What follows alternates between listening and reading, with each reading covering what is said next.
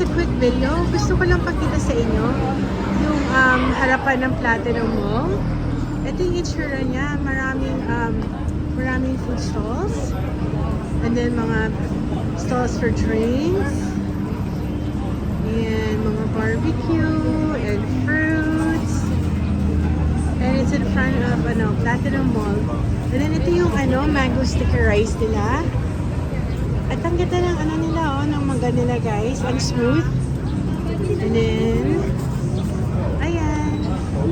They have like different shells and yung mga river prawns, fried rice. And then they have like coconut water. And more prawns. Mga halal siya. So, sa harapan na siya ng Platinum Mall, guys. Wait, tempura. They have corn. Oh my gosh, ang cute. It's a bag for na may aso at pusa, Austin, oh. Ayun, si Quincy, right there. And then, yung mga ganyan. And then, there's like footwear. And then, keychains. Ayan, guys. And then it goes over there pa. Ay nako, ang layo. Kaya guys, if you guys pupunta kayo dito, make sure okay yung sapatos nyo. Kasi mapapalaban kayo sa lakaran. Talaga. At saka make sure na mag-exercise kayo before you guys come here. Because you're gonna be walking, you're gonna be so tired. Ay, ang ganda, oh. Ang ganda ng mga fruits nila, oh. Ganda, Austin, Tapos, sa dulo, mga bags. And then, they have, like, sugarcane drinks.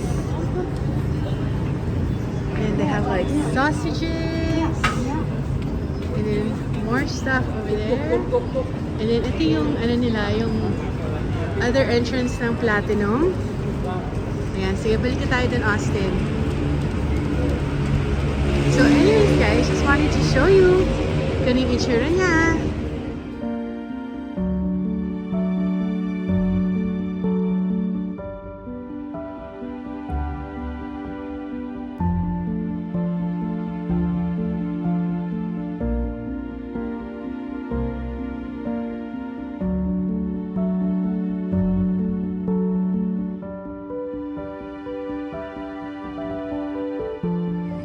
So, to be continued. Ito yung itsura, guys, ng Platinum Mall.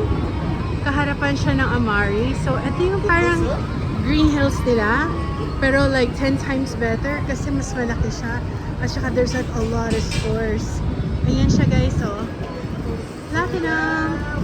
So, pag nasa Platinum kayo, pag pumunta kayo sa Bangkok, sa Platinum talaga kayo pupunta. Kasi if you wanna go shopping, for pasalubong or kung magre-resell kayo, dito talaga yung pinupuntahan ng mga tao to go buy stuff just sa Platinum at saka around it. Ang daming eskinita that sells a lot of clothes and a lot of mga abubot, mga bags for kids, mga toys and everything. Kami naman syempre we don't buy that kasi wala naman kami pagbibigyan. Mostly binibigyan namin yung mga souvenirs, yung mga Thai bags at saka yung mga Thai pants. Ito yung Thai pants, guys, oh. Yan. Kasi that's so comfortable. Ayan, oh, Thai pants.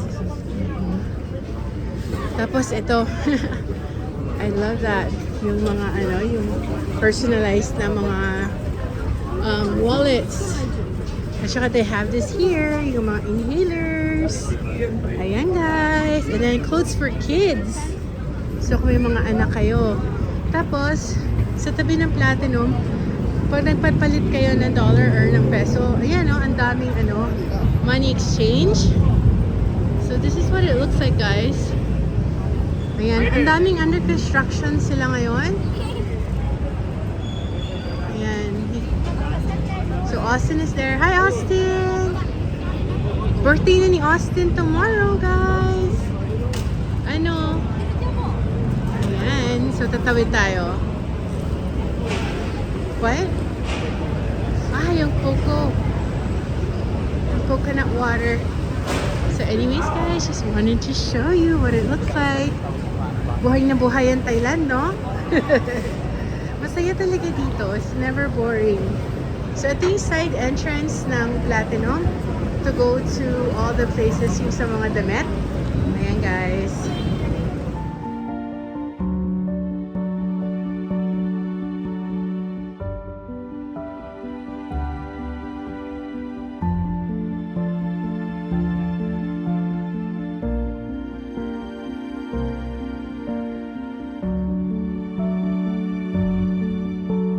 Si Austin bumili ng coconut ice cream. Nakalagay pa sa coconut talaga, oh.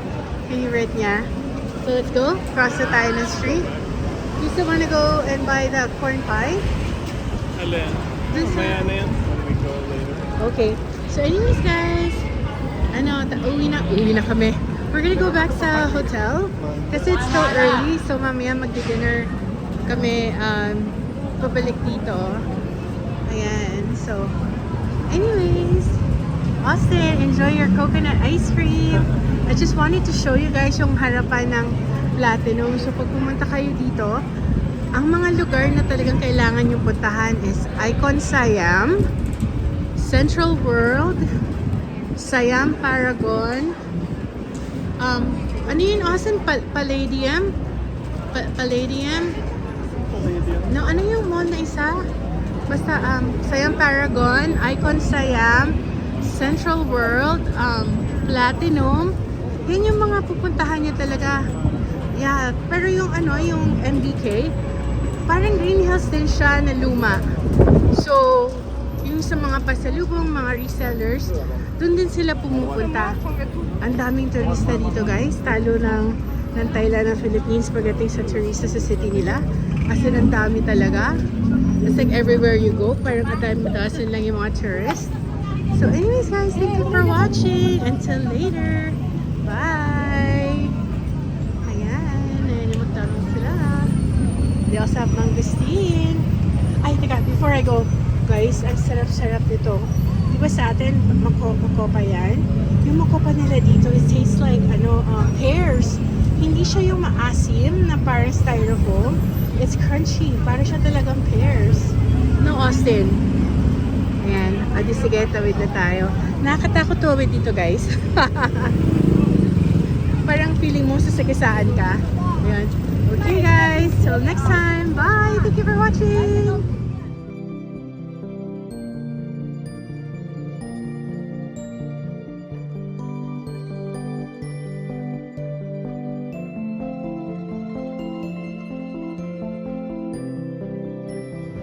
So ayan guys, we're back na sa hotel namin and we're staying here sa sa Amari. So magsha-shortcut kami dito sa baba.